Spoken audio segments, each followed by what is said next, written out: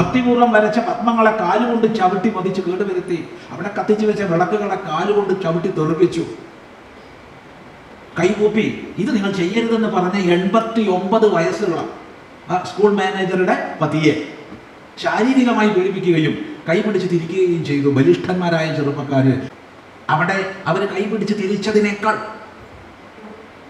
അദ്ദേഹത്തെ ശാരീരികമായി ഉപദ്രവിച്ചതിനേക്കാൾ, ആ വിളക്കുകൾ ചവിട്ടി തെറിപ്പിച്ചതിനേക്കാൾ എന്നെ ചിന്തിപ്പിച്ചത് ഇതെല്ലാം പോകുന്നത് കുടുംബങ്ങളിൽ നിന്നുള്ളവരാ. ഈ ചെയ്യുന്നതെല്ലാം ഒരു അമ്മയ്ക്കും അച്ഛനും മക്കളായി കുടുംബത്തിൽ വളർന്നു വരുന്നവരാ. ഈ ചെയ്യുന്നവർ നമ്മുടെ മക്കൾ തന്നെയാണ്, വേറെ ആരുമല്ല, പുറമേ നിന്ന് വന്നിട്ടൊന്നുമല്ല ചെയ്യുന്നത്. അവിടെയാണ് നമ്മൾ ചിന്തിക്കുന്നത് നമ്മുടെ കുടുംബങ്ങൾക്ക് എന്ത് പറ്റും.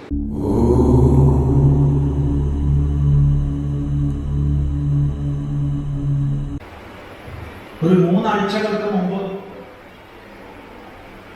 ഒരു വീട്ടിൽ നമ്മൾ പോയി.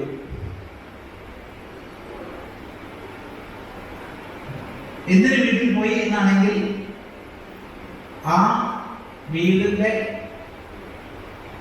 വീട്ടിലുള്ളവർ അവർ നടത്തുന്ന ഒരു എയ്ഡഡ് വിദ്യാലയത്തിൽ, എയ്ഡഡ് സ്കൂളിൽ പുതിയൊരു ബ്ലോക്ക് പണിതപ്പോൾ അവിടെ ഗണപതി ഹോമം ചെയ്യാൻ തീരുമാനിച്ചു. അപ്പൊ അവരുടെ ഒരു ആഗ്രഹം, ഒരു വാസ്തുപൂജയും കൂടി ആയിക്കോട്ടെ. വാസ്തുപൂജ പൊതുവെ രാത്രിയാണ് ചെയ്യുന്നത്. എന്നാൽ പിന്നെ ഗണപതി ഹോമം രാത്രി ചെയ്ത് തരാൻ നല്ല സുഖമായില്ല, വിദ്യാർത്ഥികൾക്കൊന്നും ഒരു തടസ്സമില്ലല്ലോ. അവിടെ ഒരു ഗണപതി ഹോമം വാസ്തുപൂജ സ്കൂളിന്റെ മാനേജർ പൊതു സമൂഹത്തിന്റെ ആരോഗ്യത്തിനോ പൊതുവായ സദാചാരത്തിനോ പൊതുവായ വ്യവസ്ഥയ്ക്കോ ഒരു തരത്തിലും വിരുദ്ധമാകാതെ ചെയ്ത നടപടിയാണ്. ഈ 3 എന്തിനാ പറഞ്ഞതെന്ന് മനസ്സിലായല്ലോ. നമ്മുടെ കോൺസ്റ്റിറ്റ്യൂഷൻ അനുസരിച്ച് നമ്മുടെ അധികാരങ്ങൾ, സ്വാതന്ത്ര്യം പരിമിതപ്പെടുന്നത് 3 ഘടകങ്ങളാണ്. ഈ 3 ഘടകങ്ങൾക്കും ഒരു തരത്തിലും കോട്ടമില്ലാത്ത വിധം ഗണപതി ഹോമം ചെയ്യുമ്പോൾ സംഘടിതമായി ജനങ്ങൾ ഒത്തുകൂടി ഭക്തിപൂർവ്വം വരച്ച പത്മങ്ങളെ കാലുകൊണ്ട് ചവിട്ടി മതിച്ച് കേടുവരുത്തി. അവിടെ കത്തിച്ചു വെച്ച വിളക്കുകളെ കാലുകൊണ്ട് ചവിട്ടി തെറിപ്പിച്ചു. കൈകൂപ്പി ഇത് നിങ്ങൾ ചെയ്യരുതെന്ന് പറഞ്ഞ 89 വയസ്സുള്ള സ്കൂൾ മാനേജറുടെ പതിയെ ശാരീരികമായി പീഡിപ്പിക്കുകയും കൈപിടിച്ച് തിരിക്കുകയും ചെയ്തു. ബലിഷ്ഠന്മാരായ ചെറുപ്പക്കാര് 89 വയസ്സുള്ള വയോവൃദ്ധന്റെ കയ്യ് നമ്മൾ പോയി കാണുമ്പോൾ ഈ വണ്ണ നീര് കെട്ടിയിട്ട്, അവിടെ അവർ കൈപിടിച്ച് തിരിച്ചതിനേക്കാൾ, അദ്ദേഹത്തെ ശാരീരികമായി ഉപദ്രവിച്ചതിനേക്കാൾ, ആ വിളക്കുകൾ ചവിട്ടി തെറിപ്പിച്ചതിനേക്കാൾ എന്നെ ചിന്തിപ്പിച്ചത് 4 ദിവസം കഴിഞ്ഞും ഒരു സ്റ്റേറ്റ്മെന്റ് എടുക്കാൻ പോലീസ് എത്തിയിട്ടില്ല അവിടെ. ഇതാണ് എന്നെ ചിന്തിപ്പിച്ചത്. എന്താണ് നമുക്ക് സംഭവിക്കുന്നത്? ഇതെല്ലാം പോകുന്നത് കുടുംബങ്ങളിൽ നിന്നുള്ളവരാ. ഈ ചെയ്യുന്നതെല്ലാം ഒരു അമ്മയ്ക്കും അച്ഛനും മക്കളായി കുടുംബത്തിൽ വളർന്നു വരുന്നവരാ. ഈ ചെയ്യുന്നവർ നമ്മുടെ മക്കൾ തന്നെയാണ്, വേറെ ആരുമല്ല, പുറമേ നിന്ന് വന്നിട്ടൊന്നും അല്ല ചെയ്യുന്നത്. അവിടെയാണ് നമ്മൾ ചിന്തിക്കുന്നത് നമ്മുടെ കുടുംബങ്ങൾക്ക് എന്തു പറ്റി.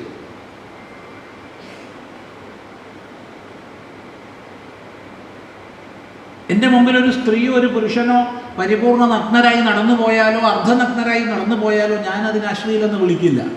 അത് അവർക്ക് അത് ഇഷ്ടച്ച അവരെ ചെയ്തോട്ടെ, നമുക്കെന്ത് വേണം. പക്ഷേ കഴിഞ്ഞ ആഴ്ച ഞാനൊരു അശ്ലീലം കണ്ടു. എൻ്റെ ദൃഷ്ടിയിൽ അശ്ലീലം, അത്രേ പറയുന്നുള്ളൂ. നിങ്ങളതെങ്ങനെ കൂട്ടുമെന്ന് എനിക്കറിയില്ല. ബോംബെ എയർപോർട്ടിൽ വെച്ചിട്ടാണ് ഒരു 35 വയസ്സുള്ള ഒരു അമ്മ ഒരു 5 വയസ്സുള്ള കുഞ്ഞിനെ കൈപിടിച്ച് നടക്കുകയാണ്. ബോംബെ എയർപോർട്ടിനുള്ളിലാണ്. കുഞ്ഞ് ഇത്ര വരെ കൈയുള്ള ടീഷർട്ടാണ്, ഫുൾ സ്ലീവ്സ് ടീഷർട്ട് ഇട്ടിട്ടുണ്ട്. കാലിൻ്റെ അടിവരെ എത്തുന്ന ജീൻസ് ഇട്ടിട്ടുണ്ട്. അതിൻ്റെ അടിയിൽ ഷൂസ് ഇട്ടിട്ടുണ്ട്. ആ കൂടെ കഴുത്തിന് മുകളിൽ ഇത്ര ഭാഗം മാത്രമേ ആ കുഞ്ഞിൻ്റെത് കാണാനുള്ളൂ. ഈ കുഞ്ഞിനെ കൈപിടിച്ച് നടക്കുന്ന അമ്മ ഒരു റിബൺ എന്ന് പറയാൻ വയ്യ, ഒരു നൂല് ഇങ്ങനെ ഉണ്ട്. ആ നൂലിൽ 2 ഭാഗത്തും മാറിനെ ചുറ്റിക്കൊണ്ട് ഒരു റിബൺ ഉണ്ട്. റിബൺ മാത്രം. അവിടുന്ന് ഒരു നൂല് താഴോട്ടുണ്ട്. എന്നിട്ട് ഇവിടെ അണ്ടർവെയർ എടുത്ത ഭാഗം മറച്ചുകൊണ്ട് ഒരു റിബൺ ഉണ്ട്. അവിടെ അടിവസ്ത്രം മുഴുവൻ കാണാം നമുക്ക്. എന്തൊക്കെ കാണാതിരിക്കാനാണോ നമ്മൾ വസ്ത്രം ധരിക്കുന്നത് അത് മുഴുവൻ കാണിച്ചുകൊണ്ടാണ് നടക്കുന്നത്. അത്രമാത്രം പറഞ്ഞാൽ മതി, ഇതിലധികം പറയണ്ട. ഇതിന് ഞാൻ അശ്ലീലം എന്ന് പറയും. അല്ലെങ്കിൽ ആ കുട്ടിയെയും കൂടി അങ്ങനെയായിരുന്നു വെച്ചാൽ അശ്ലീലം എന്ന് പറയില്ല. അപ്പം അവർക്ക് വസ്ത്രത്തെക്കുറിച്ച് ധാരണയുണ്ട്, വസ്ത്രം ധരിക്കണമെന്ന സങ്കല്പമുണ്ട്. പക്ഷേ പുറമെ പോകുമ്പോൾ ഇതാ ധരിക്കുന്നത്, അത് അശ്ലീലമാണ്.